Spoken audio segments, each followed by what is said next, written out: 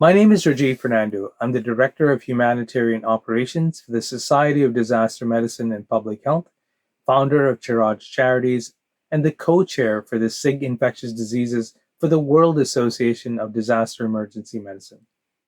Since the war in Ukraine began, nearly one-third of Ukrainians have been forced out of their homes. 7 million refugees have fled across Europe. Additionally, there are 6,975,000 estimated number of internally displaced persons in the Ukraine. The Office of the United Nations High Commissioner for Human Rights on October 23rd confirmed there are a total of 6,374 civilian deaths so far. We know this is an underestimate. Russia began invading Ukraine on February 24, 2022. Within days, Team Chiraj had deployed to assess and assist with the humanitarian crisis in Ukraine. We brought medications, surgical supplies, and menstrual hygiene products.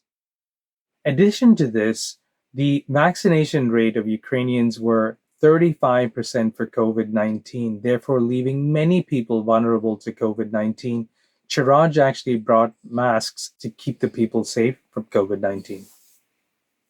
Subsequently, after this, we began working with the Ministry of Defense in Ukraine. We brought them medicines and medical supplies, IFACs as well, which go directly to the east in active war zones. We work with the military.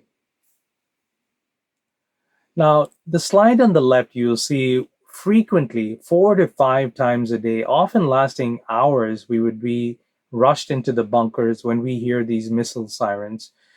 We do know right now, because of these missile raids, about 40% of energy plants in Ukraine have been destroyed. We end up spending a lot of time in these bunkers.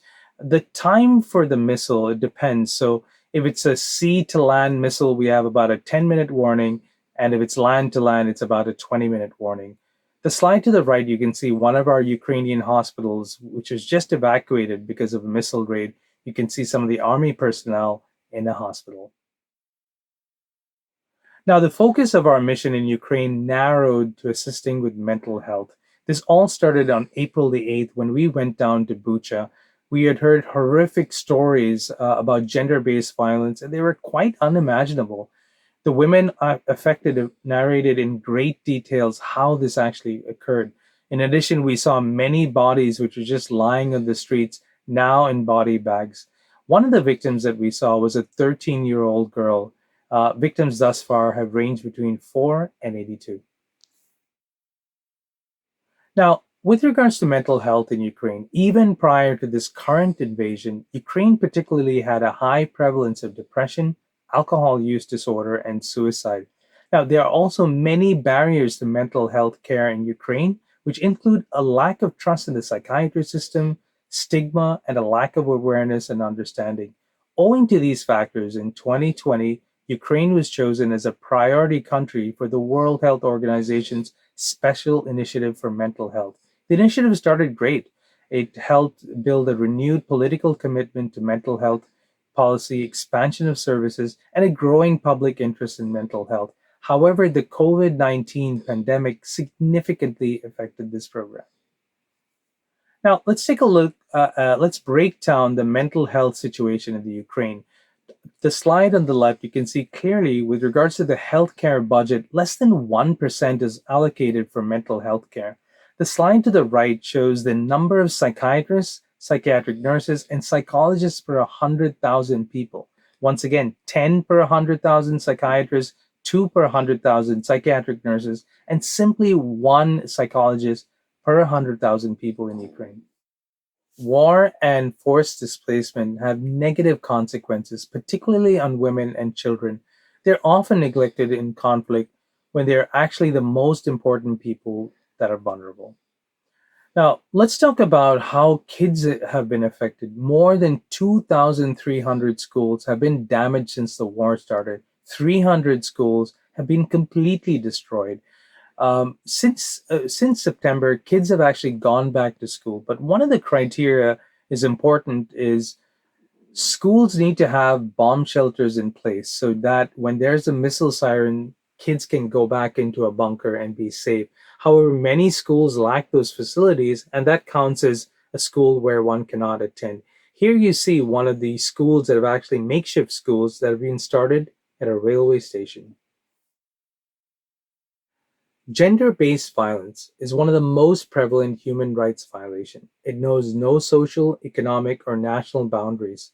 The World Health Organization, from data from 2021, estimates almost one in every three women, or approximately 736 million women, have been subjected to intimate partner violence, non-partner sexual violence, or both, or at least once in their lifetime.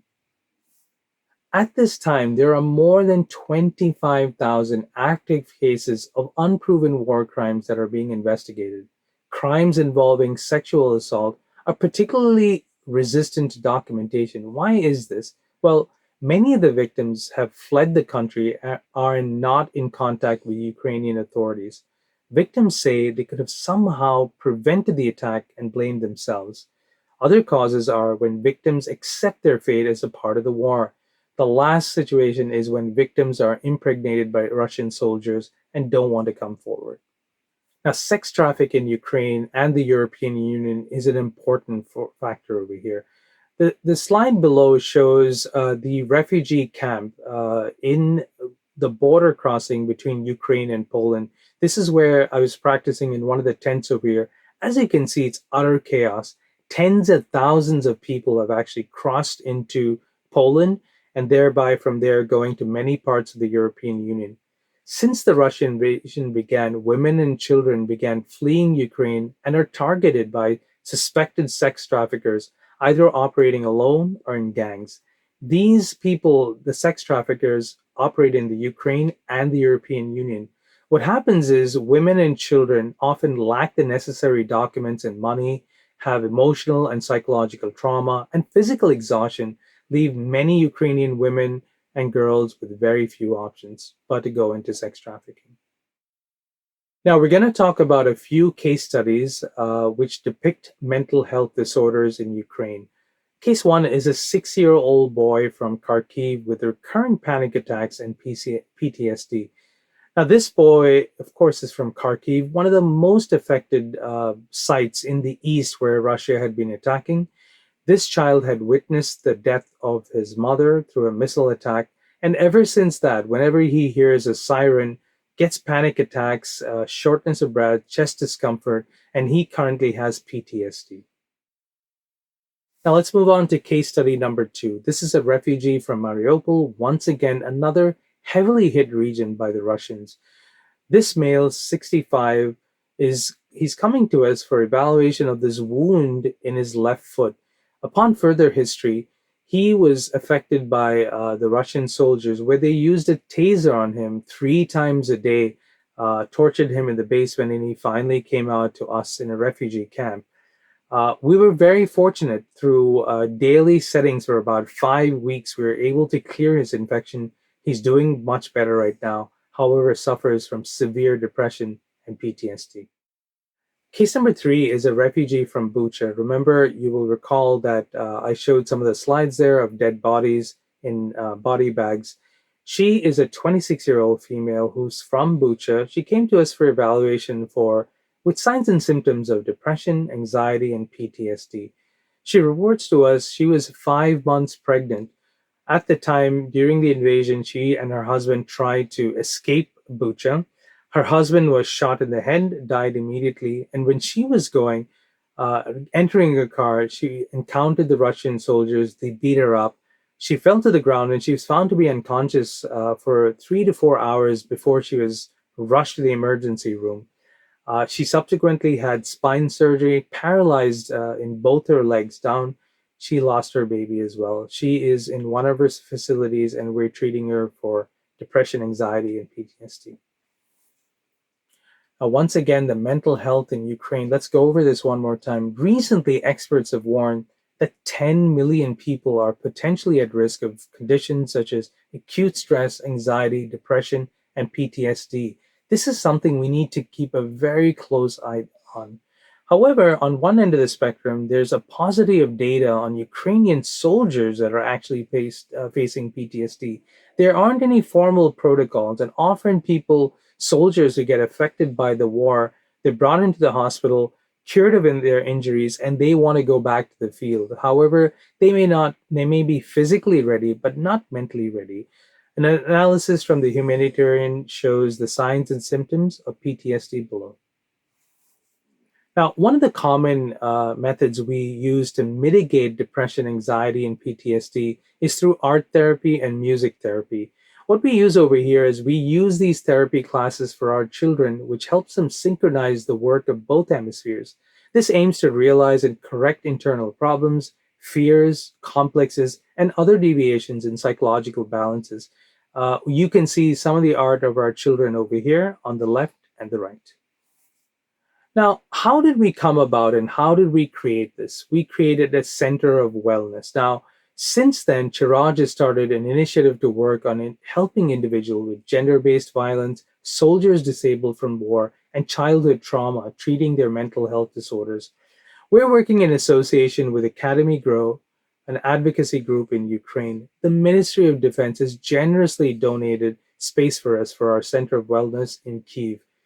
We work in tandem with WHO protocols to manage these complex cases with the First Lady's mental health initiatives. Our team consists of Ukrainian and international psychologists and psychiatrists. We also manage the cases through telemedicine and mobile clinics. Interestingly, the US Preventive Services Task Force has recommended that physicians screen all adult patients under 65 for anxiety and depression. The task force cites a study between August 2020 and February 2021, which shows the percentage of adults with recent symptoms of anxiety or a depressive disorder increased to 41.5% from 36.4%. Now, let's compound this with the stress of war that all Ukrainians are dealing with.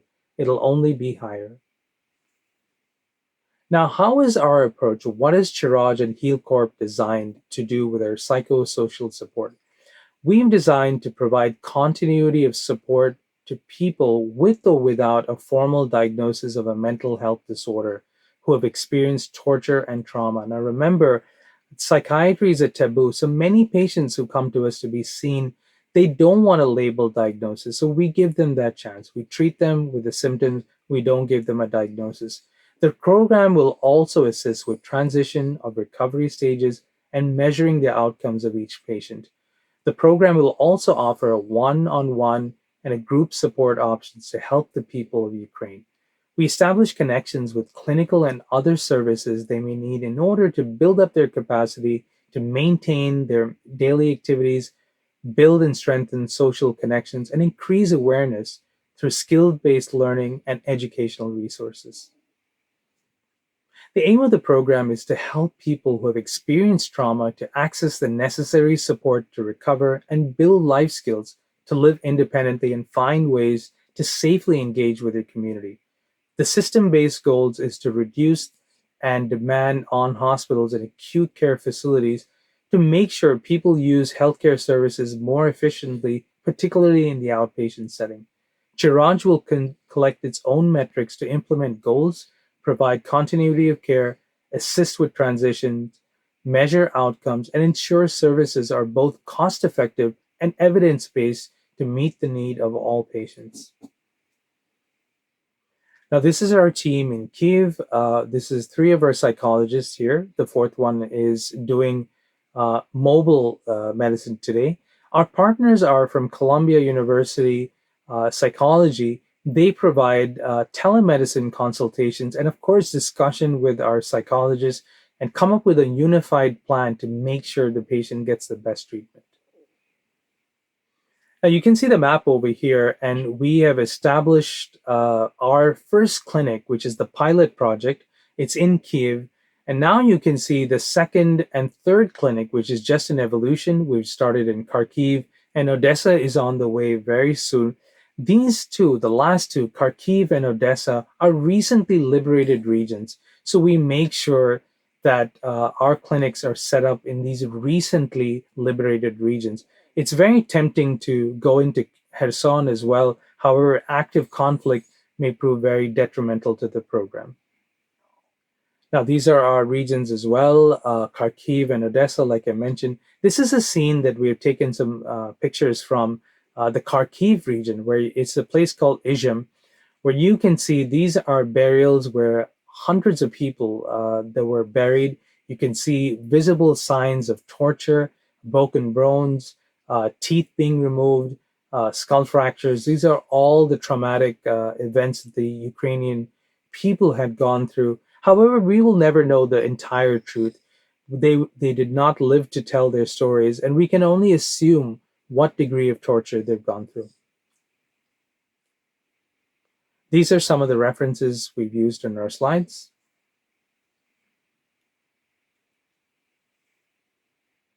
So, what are the needs of our wellness clinics? Of course, Kiev is our gold standard. We've been operating here for 5 months now. It consists of psychologists, social workers, community outreach programs, which we go to schools, refugee camps, so we can talk to the children and make sure we use therapies like art therapy, music therapy. In addition to that, we reach out to women who have been subjected to gender based violence, provide retreats for them, different places where they can congregate and talk about what's going on.